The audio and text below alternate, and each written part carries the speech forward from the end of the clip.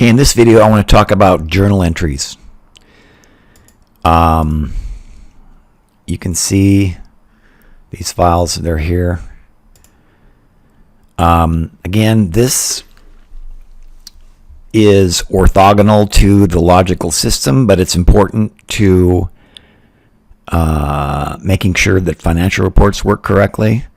The purpose is to test the journal entries to see if they interact with the trial balance roll forwards correctly. Basically, if you don't get this right, what you end up having to do is flip debits and make them credits, or credits make them debits, because the different levels that you're working at don't match correctly. So if you don't understand what I'm talking about, go watch the trial balance video, and that is explained in that video. But basically, we're talking about journal entries. These could be general journal entries or special journal entries, or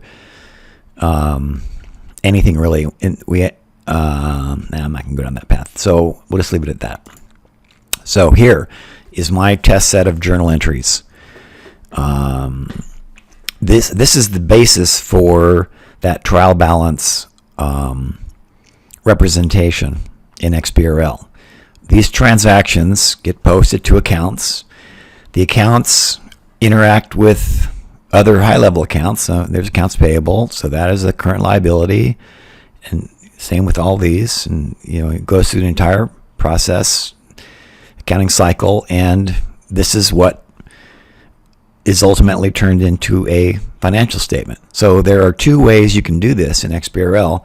One is just using XBRL Dimensions, which is used to create financial reports. It's possible. I've done that.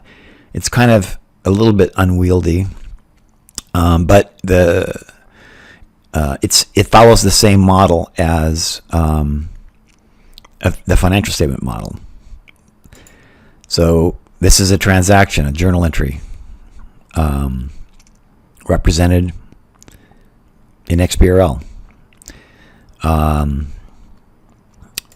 Another approach is using XBRL Global Ledger, XBRL-GL. So I don't have a fancy